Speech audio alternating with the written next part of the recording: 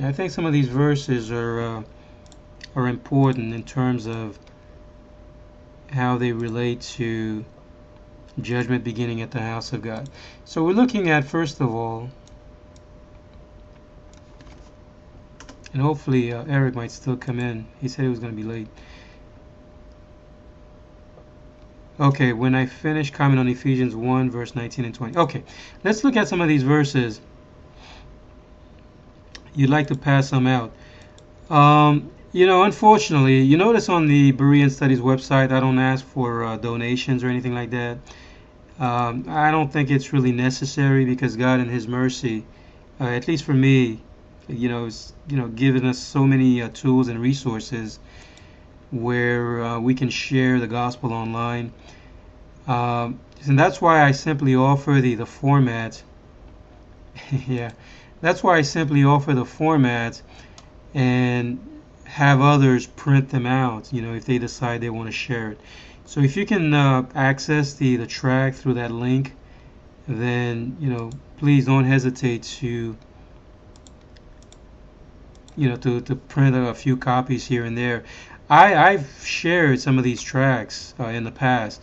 I think that's a very good tool, Lord willing, because as I mentioned before, I wanted to have something in my hand that pretty much summarizes everything that we've been learning over the past few years, including the dates that have been set and how we have to look at these things spiritually and what it means for God to be judging Babylon today. So that's what that track is all about.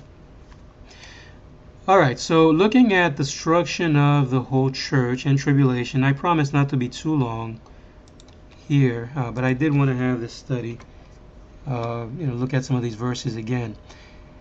And I was contrasting between this verse right here, comparing it to 1 Peter chapter 4, I believe, and we're going to look at those verses there too. Slay utterly old and young, both maids and little children.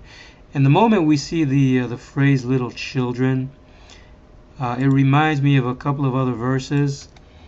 Lamentations chapter 4 verse 4 is another, is also part of the command.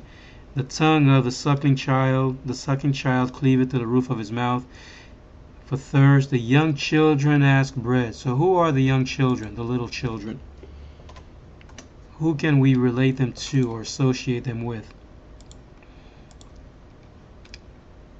What does the Bible tell us? Well, take a look at Luke chapter 18, verse 16. But Jesus called unto them, He called them unto Him, and He said, Suffer the little children. So the little children there, I think it also includes, for the most part, the believers. So God's wrath is coming on the whole church, the whole body. Okay? Verily I say unto you, except ye be converted and become as little children. Little children. So the believers, they too, they come into the great tribulation. God is not sparing them, at least not at first. Right? They have to endure. Remember, those who endure unto the end, the same shall be saved. The same shall be saved. So God is not sparing the elect from the great tribulation. Jeremiah 25 verse 9. Now the latter part of the verse, and will destroy them and make them an astonishment, a hissing, a perpetual desolation. Perpetual desolation is the church going apostate, God bringing travail, tribulation to the body itself. Now it starts at the house of God. Not, today some will tell you, well, judgment begins at the house of God. That's the church, and then it transitions to the rest of the world. No, judgment beginning at the house of God has to do, I believe, with the believers enduring tribulation. They had to go through the tribulation. Numbers 31 verse 17. Now therefore kill every male among the little ones, and kill every woman. God's wrath is on the whole church. And then we read here in Ezekiel chapter 8 verse 12, Then said he unto me, Son of man, hast thou seen what the ancients, that's the word ancient that I offered here in Ezekiel 9 verse 6, they began at the ancient. So in other words, they're beginning with the corporate body, with the church itself. But in the church, now let me ask you this, is God separating the wheat from the tares at that time? Does God separate the wheat from the tares in tribulation? Let both grow together until the harvest? No. God is not separating the wheat from the tares. When does God begin to separate the wheat from the tares?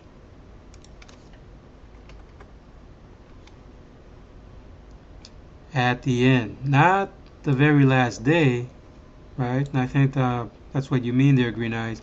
It is the end of the church age, the end of the body itself, when God forsakes it altogether. So judgment beginning at the house of God, it has to do with the elect enduring tribulation, and then that transitions into the total devastation, the death of the body. That's why today it's very hard to relate anything having to do with God's judgment. You know, that for the most part, people are not going to understand or relate to it. 2 Chronicles 36 verse 17, Therefore he brought upon them the king of the Chaldees, who slew their young men with the sword in the house of their sanctuary. A couple of other verses, and again, the only thing that I'm offering here, I'm just sharing some verses to show that when God's judgment comes on the church in tribulation, it includes everyone. And it was typified by God allowing King Nebuchadnezzar to come against the body and to come against Jerusalem and destroy and take the people captive. Deuteronomy 2:34, And we took all his cities at that time and utterly destroyed the men and the women and the little ones of every city. We left none to remain. Jeremiah 25 verse 29, For lo, I began to bring evil. I began to bring evil on the city which is called by my name.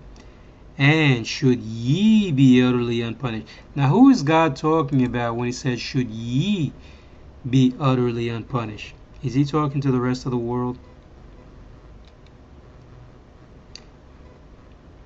That's what I think we have to try and take into consideration, right? We have to allow God to define the terms.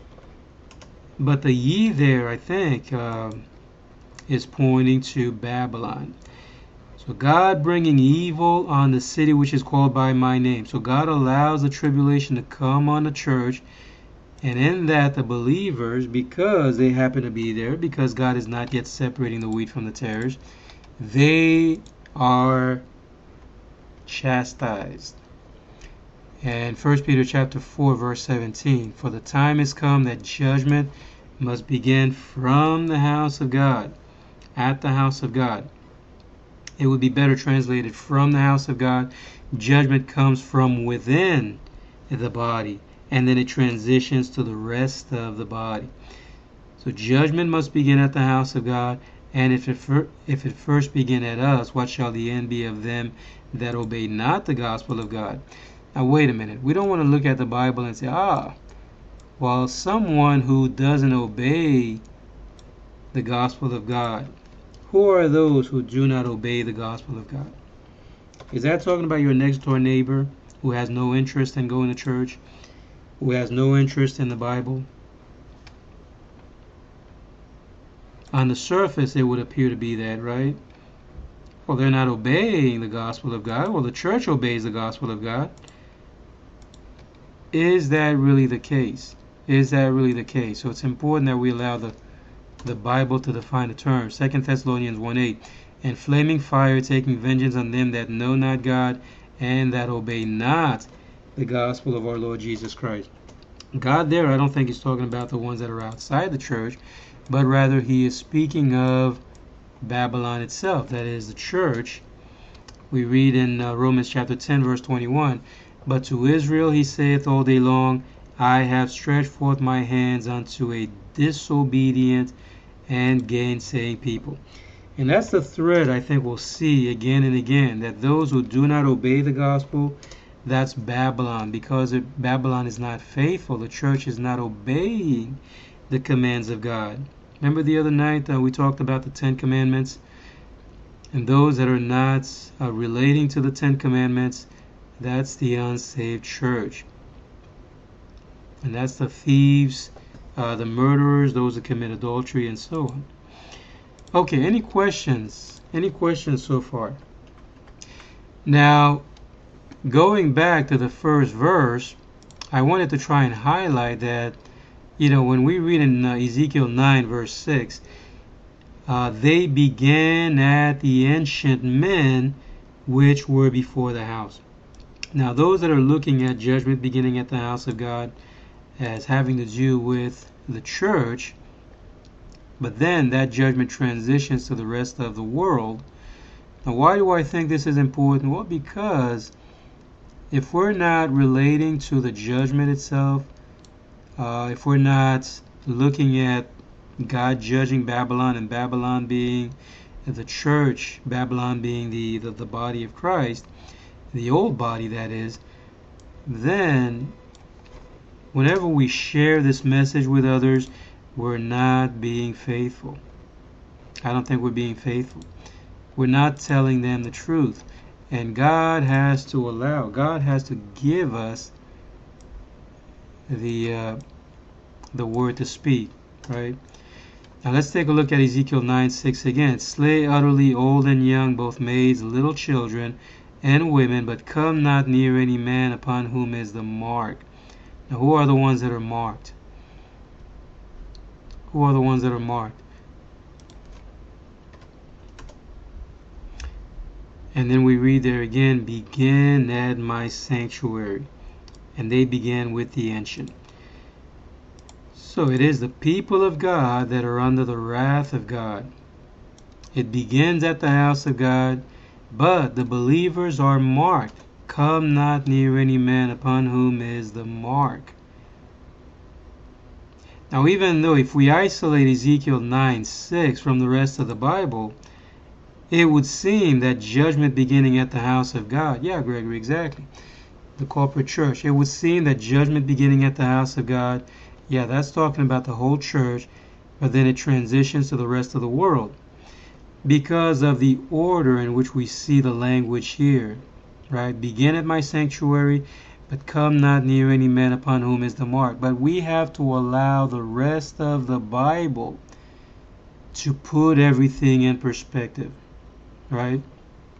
Because everywhere we turn, at least from what we've been able to see so far, God allows the whole body to come into tribulation, and then he redeems the believers. Genesis 4 verse 15. And the Lord said unto him, therefore whosoever slayeth Cain, vengeance shall be taken on him sevenfold. And the Lord set a mark upon Cain, lest any finding him should kill him.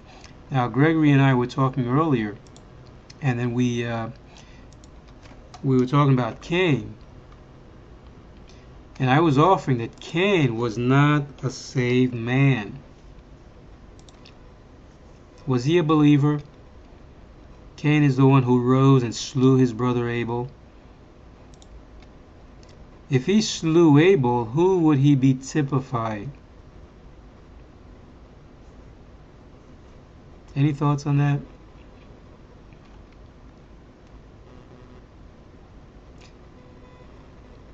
Yeah, he would be typifying Satan or the unsaved church. Remember the two witnesses?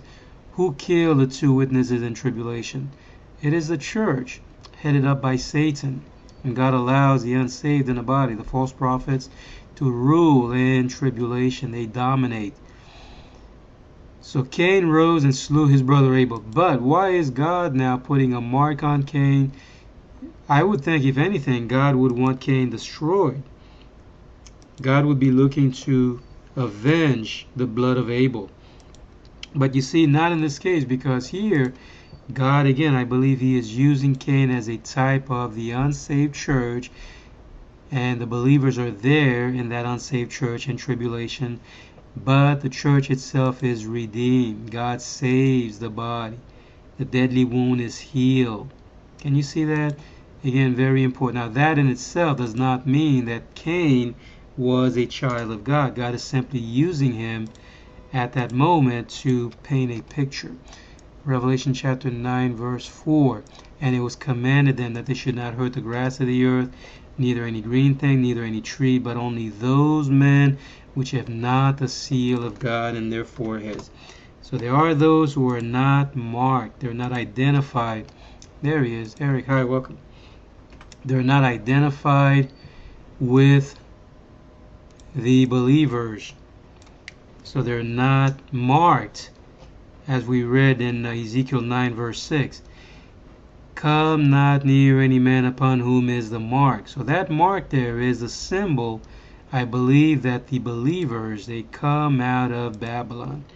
They come out of tribulation. Revelation 7:3, saying, hurt not the earth, neither the sea, nor the trees, till we have sealed the servants of our God in their foreheads. Yeah, we started the study a little bit late. We were discussing a number of things before you walked in. I'm just going over these verses again in the study.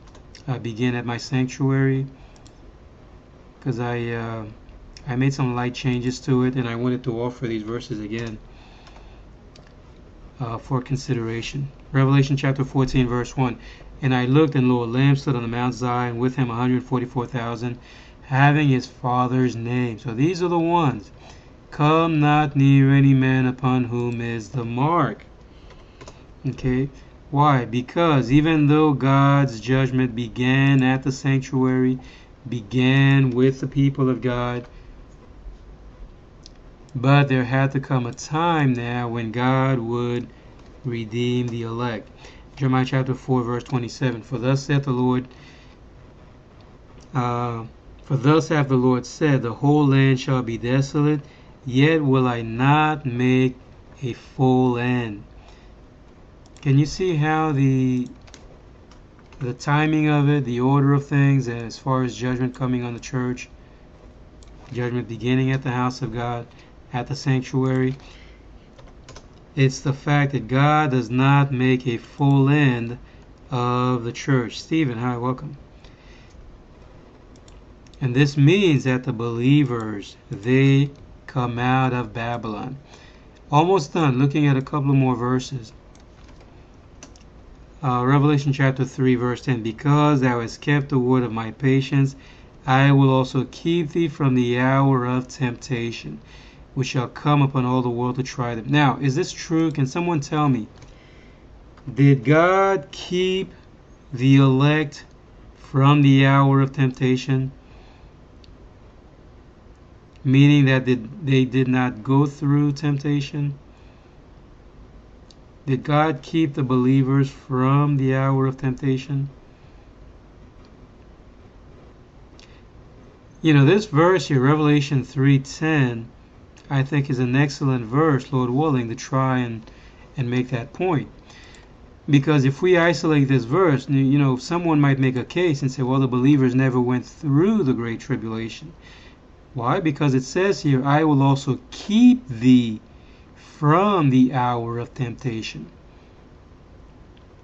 And then when we tie that with the rest of the Bible, we see, well, yeah, how did God keep the elect from the hour of temptation?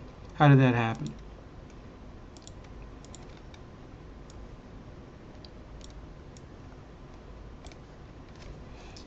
How did that happen? Yes, exactly, Gregory.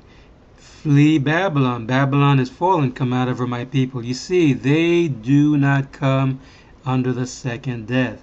In other words, God does not make a full end. Isn't that interesting? They are not destroyed. They're chastised, but they're not killed.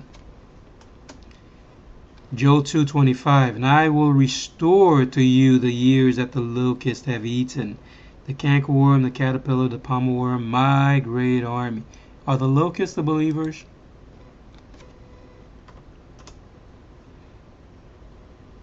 Are the locusts the elect? No, not in this context, and also not in Revelation 9. God speaks of the locusts coming from the bottomless pit. God is going to restore. Well, that's the language of salvation. Babylon is fallen. Come out of my people. Yeah. The verse in Revelation 9, Gregory, I think that speaks of the 5 months. Let's see. They shall be tormented 5 months. That's the one, right?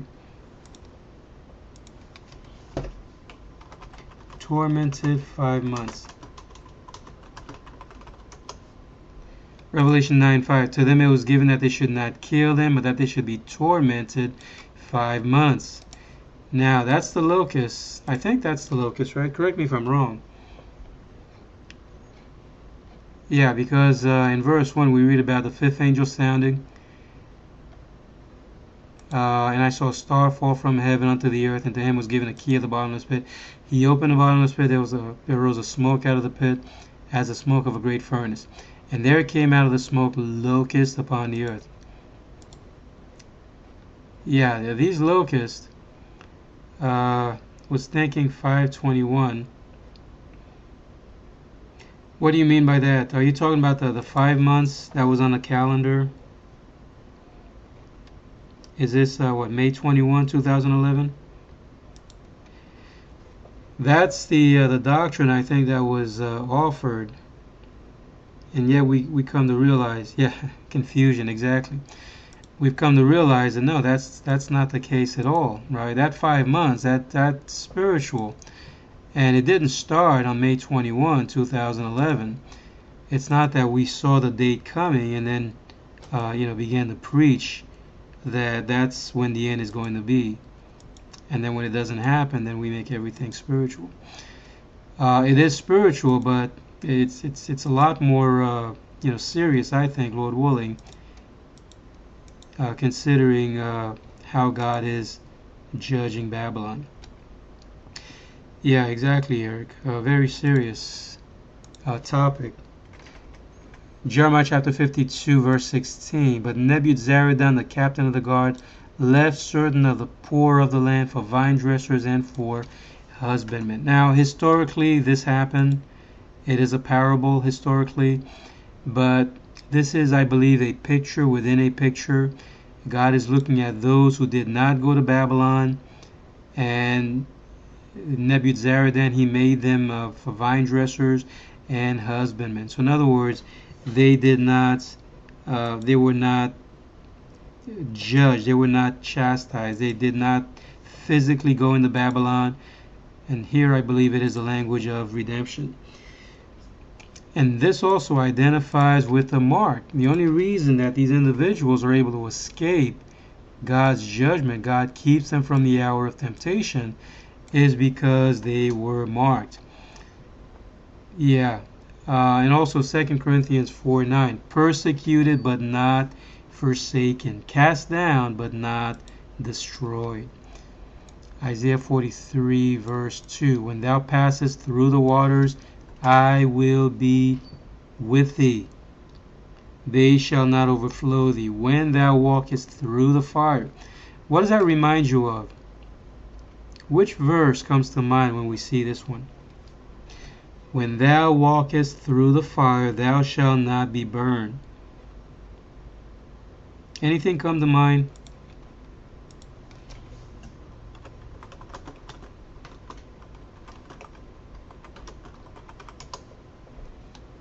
What about Zechariah chapter 13 verse 9? I will bring the third part through the fire. Is the third part talking about the church? The unsaved church? Did God bring the unsaved church through the fire and refine them as silver and gold? No. The third part there, that's the believers, the elect, right? They endured the fire, and now they are redeemed, not forsaken. 2 Corinthians 6 verse 9, Got about 4 more verses to go. As unknown and yet well known, as dying and behold we live, as chastened. That's what I mentioned earlier. The believers are chastised. Judgment coming at or beginning at the house of God. It is a chastisement. It's a chastening for the believers, for the elect. Matthew chapter 10 verse 28. Fear them not which kill the body. Who are the ones who kill the body? And which body is in view? Who are the ones who kill the body?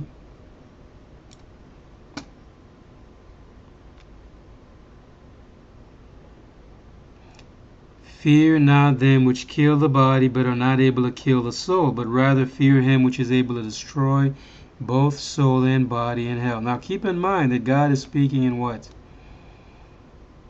God is speaking in parables, right? God is speaking in parables, the whole Bible. Yeah, the church, exactly, Gregory. The church kills the body. Remember the 2 witnesses?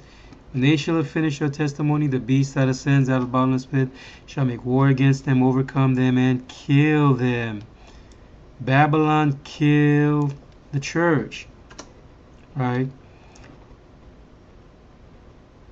Babylon killed the 2 witnesses. Babylon destroys the body by not being faithful to the whole counsel of God. And God is saying, fear them not which kill the body. That's not talking about your body or my body. Although there might be a moral or literal application, we're not to fear them, because if you and I happen to be saved, well, if we die, then yeah, exactly, Eric. If we die, then we go to be with Christ in heaven. We belong to Christ, so nothing is going to hurt the child of God. But more importantly, we want to see how these verses are relating to what's going on in the kingdom. Why? Well, because God tells us that they seeing see not. If we're putting the substance in the literal, then we're not seeing the spiritual. That might be an indication that we are under the wrath of God. So fear them not which kill the body. And then finally, Revelation 14 verse 4, these were redeemed from the earth, the believers. They were redeemed from among men, being the first fruits unto God and to the Lamb. Okay, so why was I sharing these verses? Offering that the believers, even though they came into the Great Tribulation, God began at the sanctuary, began at my sanctuary to kill little children, old men, and so on. But come not near anyone with the mark. Now that mark there is the fact that the elect, they identify with Christ, and although God brings judgment to the church as a whole, those that are marked, they come out of Babylon. They are redeemed. Okay? So there's no conflict there, I think, between Ezekiel 9 and 1 Peter chapter 4. Once we consider the rest of the Bible. All right, let me post a quick conclusion. At least you'll have an idea of what I was trying to offer. And hold on one second. I should be able to post it all at once. What I'm offering here is the following. The Bible appears to be confirming that judgment beginning at the house of God, or judgment beginning at the sanctuary, judgment beginning at God's sanctuary is focusing on the start of the Great Tribulation. Their judgment was on the whole body, including, there's a typo there, including the elect. For them it was a time of chastening, as they endured until the revelation of Christ, at which time God redeemed them. He began the separation of wheat and tares. Okay, bear with me one second.